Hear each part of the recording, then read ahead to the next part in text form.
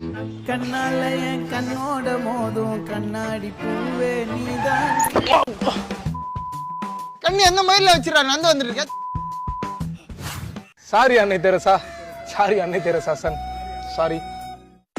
போதுல இருக்கான் போல. டே மில்க், நீ கெட்ட வார்த்தைலாம் பேசுவியா? It was at this moment that he knew.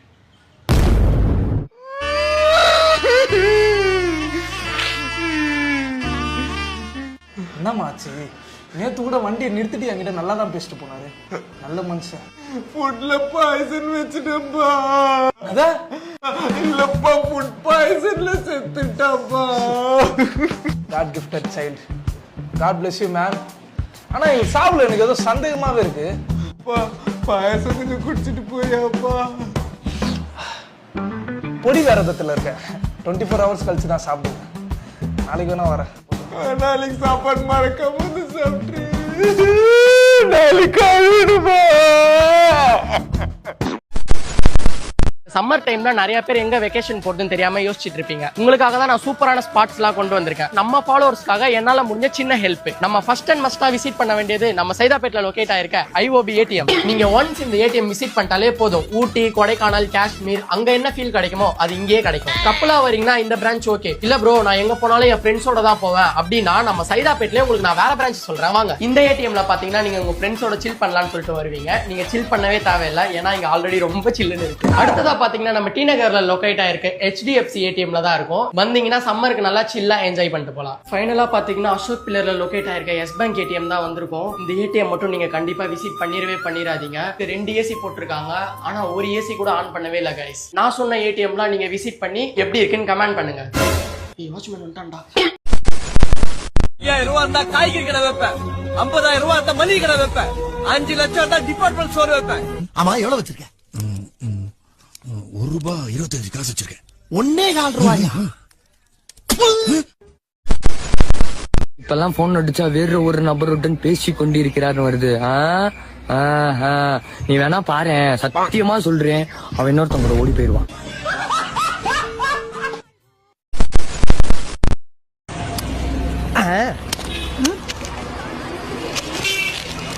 என்ன இது வேற பேப்பரா இருக்கு? லவ் லெட்டர் நினைச்ச ஏதாச்சும் எழுதி கூட. அசிங்க அசிங்கமா எழுதி தரேன். உன் மூஞ்சிக்கு லவ் லெட்டர் கேக்குதா? டேய் எவன்டா சத்துணவு கூடத்துல வேலை செய்யற ஆயாவுக்கு யூனிஃபார்ம் கொடுத்தது? போடி போய் கீதா வர சொல்லு. சிப்ப மூஞ்சி பாரு. இருக்கிற ஒரு லைஃப நீ நல்லா என்ஜாய் பண்ணும். அதுக்கு நடுவுல எவனாவது குறுக்க வந்தான்னு வச்சுக்கோ, போட்டு ஒரே வெட்டு. எப்படி? ஒரே வெட்டு. டேய் ஐயோ பயமா, இது கடிச்சிராத.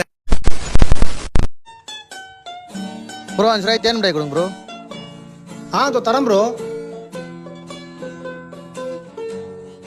இந்தாங்க ப்ரோ.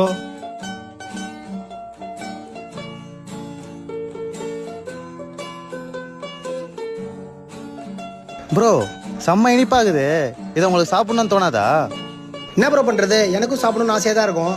ஆனா எங்க அப்பா எல்லாத்தையும் கணக்கு பண்ணி எண்ணி வச்சுட்டு போவாரு. எதனா ஒன்று மிஸ் ஆச்சுன்னு செருப்பை தடிப்பாரு. ஆனா நான் பயங்கரமான உசாரு. ஒன்னு எடுப்பேன், அப்படியே 2 தடவை வாய்க்குள்ள போட்டு சப்பி எடுத்துட்டு அப்படியே எடுத்து உள்ள வச்சிருவேன்.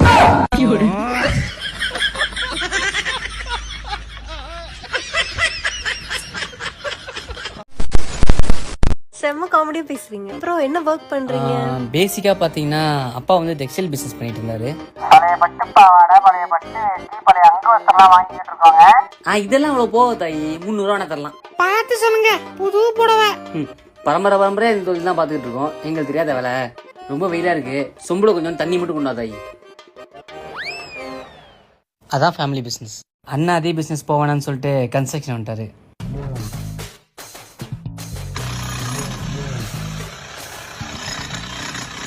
ஸோ அவங்க பண்ண பிசினஸ் நம்ம பண்ண வேணாம் அப்படின்னு சொல்லிட்டு நான் இப்ப ஜுவல்லரிஸ் ஃபீல்ட்ல இருக்கேன்.